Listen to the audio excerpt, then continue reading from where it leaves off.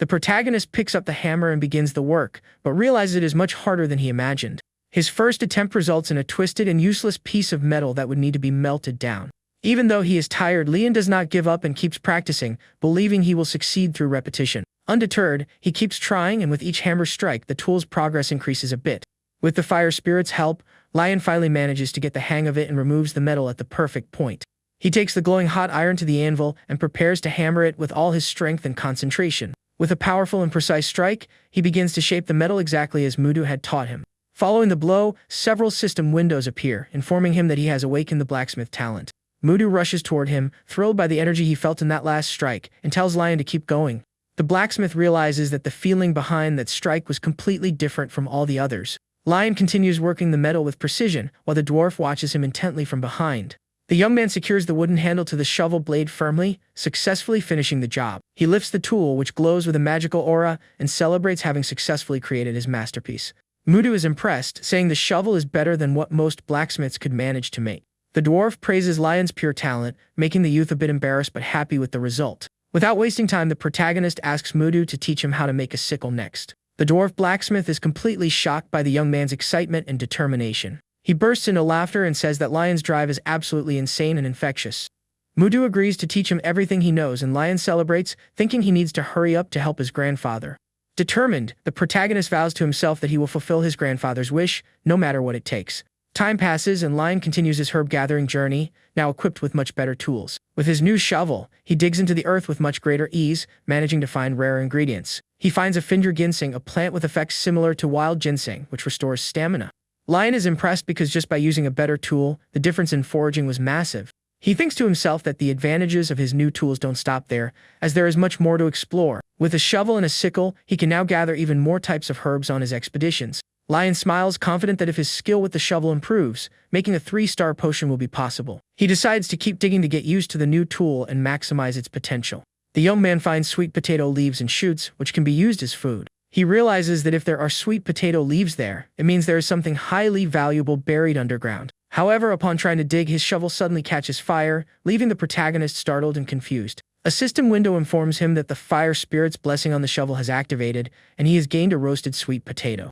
Lion understands that, with the blessing, he can obtain edible items already roasted with a certain probability. He holds the perfectly roasted sweet potato, impressed that he got that with a single scoop. Hungry, the young man decides he will eat first, and then continue with the foraging work. He takes a bite but ends up getting startled by how hot the sweet potato still was. Even with his mouth burning, Lion thinks the flavor of the sweet potato is even better that way. He keeps eating and blowing, enjoying the unique taste that only a very hot sweet potato can have. The flavor is sweet just to the right degree and has the characteristic taste of a root vegetable, which he loves.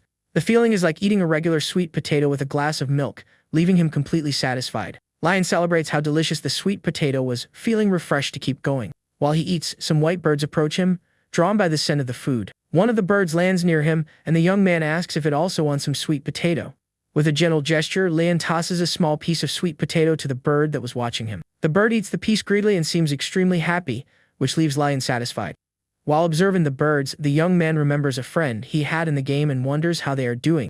After his snack, Lion stands up and decides it is time to start gathering the ingredients for the potion. But before anything else, he resolves to dig up a few more sweet potatoes to take with him. Back at the mansion, a man sighs in relief upon seeing what is happening outside.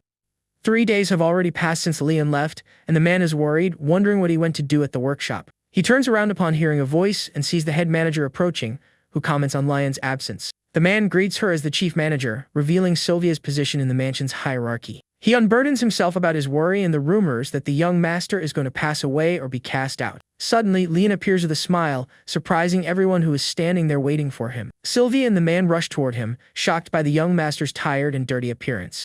The protagonist just smiles and says it's nothing major, trying to reassure everyone with his calm. The man is shocked by Leon's appearance, but his attention is diverted to the little bird on his shoulder. Lion is also surprised to notice the bird and wonders when the small animal started following him. Sylvia calls him in a serious tone, and the young man turns to face her, expecting a scolding. She says he can stop now, and Lion imagines his grandfather has already told her about the potion. Lion scratches his head sheepishly and complains about how much of a gossip his grandfather is for telling the secret. He asks her to wait just a bit longer because, despite the delay, he secured all the ingredients. Sylvia is completely shocked to hear that the youth actually managed to get the ingredients for the potion. Excited, Lian says he is going to hurry to make the potion and runs off, leaving Sylvia and the man behind. Before going, he bids farewell to the man, telling him he can return to his duties peacefully. The man shouts for him to at least take some medicine for his scratches, but Lian is already far away. Sylvia watches the young master walk away, a thoughtful and slightly worried expression on her face. She knows regular potions don't work on her, and remembers how Lian was the sickliest child she had ever seen. Because he was the weakest, he was also the one she cared about most, and seeing him work so hard made her apprehensive. Even so, remembering Lian's smile as a child, she felt a small flicker of hope. Sylvia pauses for a moment, reflecting on the youth's determination and what that could mean. She wonders if Lian will truly be capable of creating a potion of such a high level. A few days later, Sylvia is summoned to the office of the Astery family patriarch. Patrick notices the different expression on his sister's face and asks if the potion she drank had any effect. Sylvia admits that her emotions, which have been dried up for decades, finally became clear again. She doesn't believe Lian did that alone and accuses Patrick of helping, but he denies it. The patriarch says he is busy preparing Lian's coming-of-age ceremony, which had been cancelled. Sylvia is even more shocked because if Lian made the potion by himself, that would be an even bigger issue.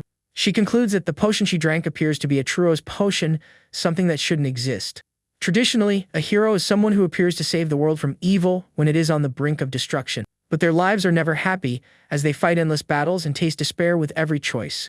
And when peace finally arrives, the heroes simply vanish as if they were mere disposable objects. Sylvia confirms that they disappear without a trace, as if they had evaporated into thin air.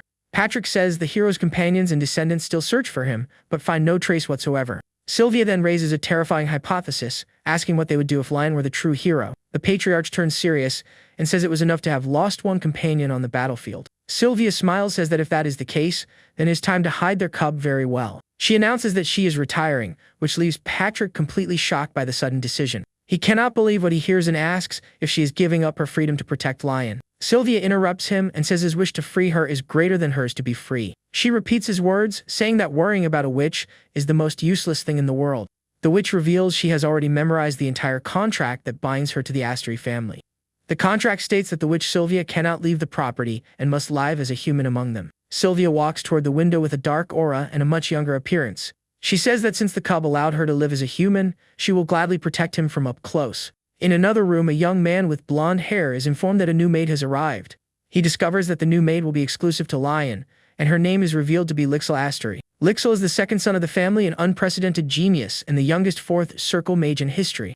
He is seen as the heir who most resembles the patriarch Patrick, and his youth is his greatest weapon. For someone like him, the sudden arrival of a new maid seemed extremely suspicious. Lixil doesn't understand why Sylvia would retire because of a simple potion after so many years. The scene shifts to the previous night, showing an important conversation that took place in one of the rooms. Lixil comments that Sylvia seems happy and asks if she is really retiring from her position. Sylvia confirms it, saying Lian's potion worked wonders for her and that she came to say goodbye. The young hare is confused and still cannot believe the story she is telling. Sylvia suggests that if he is so curious, he should go see the young master with his own eyes. She reminds him of how he used to follow Lian everywhere when they were children. With a mysterious smile, the witch says that everything she told is the absolute truth. She suggests he follow the first young master for a day to find out what is going on. Lixil is left thoughtful, finding it impossible that his foolish brother could be the cause of all that. Decided, he resolves to go to the Mere Forest to check the story with his own eyes. The young man arrives at the Astery territory in the dark and mysterious Mere Forest during the night. He walks through the dark forest, complaining that the place remains gloomy and lacks a decent path. Lixil doesn't understand what his brother finds so attractive about that place and thinks he could just ask John to fetch herbs. Suddenly, he hears a strange noise coming from the middle of the brush and stops, trying to identify the source. He sneaks through the trees and sees a silhouette kneeling on the ground, doing something bizarre. Lixil recognizes the figure as his brother and wonders what exactly he is doing there. He sees Lian about to take a massive bite out of something he picked off the ground, looking like a wild animal. Desperate, Lixil casts a light spell and shouts for his brother to stop immediately. He warns him not to eat something so filthy, but his attack hits Lian dead on. The two brothers stand frozen, facing each other in an awkward and confused silence. Lian drops to his knees, crying in despair as he sees his roasted sweet potato smashed on the ground.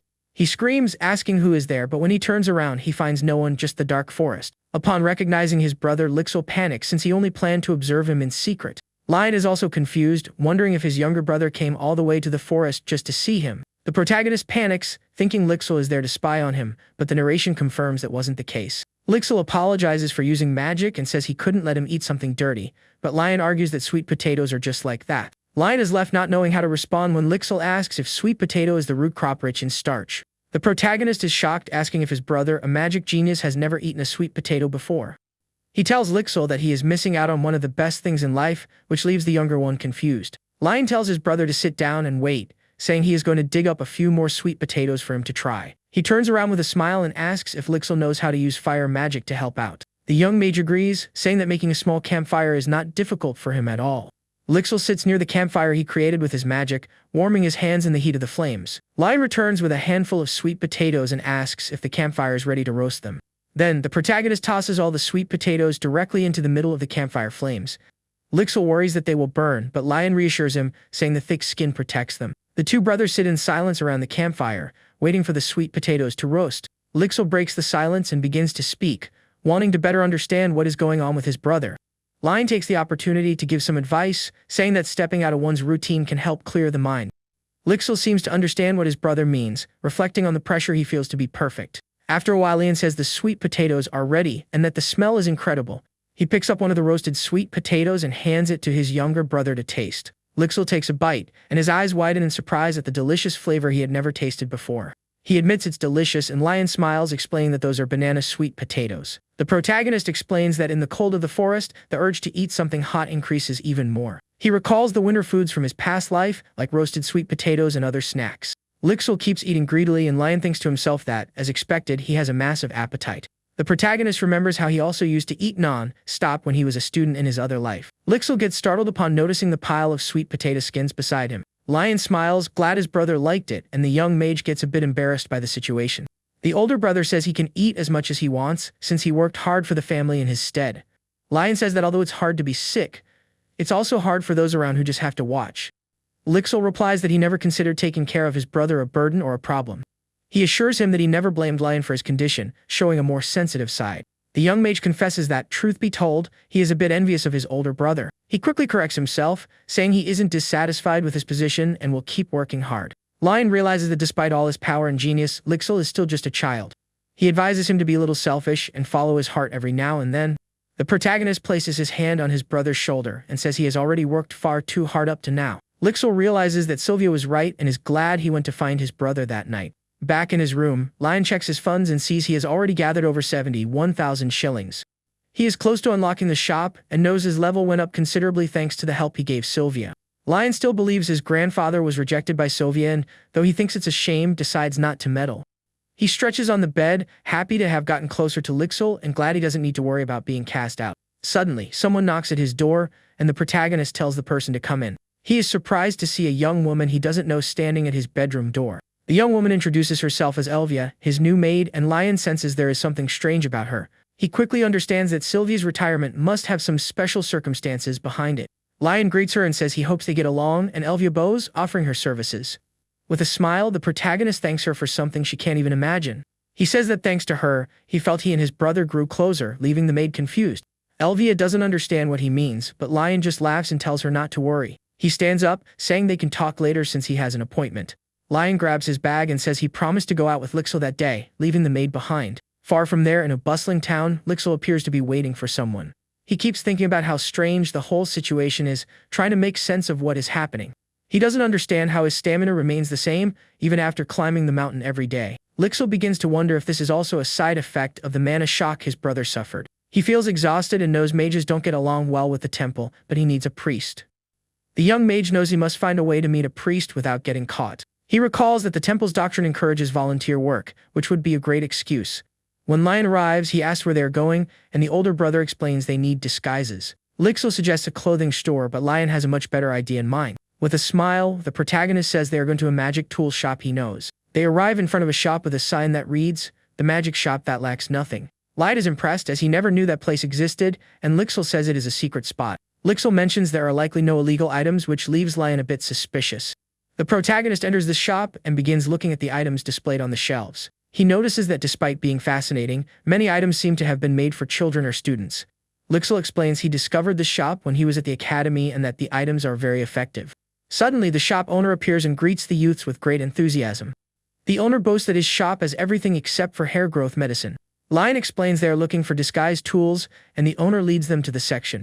The man shows a wide variety of items, saying everything there serves as a tool for disguise. He shows the cheapest items, like bracelets that make you look slimmer and insoles that increase height. Next, he points to the premium items, which can even change hair color but are much more expensive. The most expensive item is a bracelet that can completely change a person's appearance for 10 hours.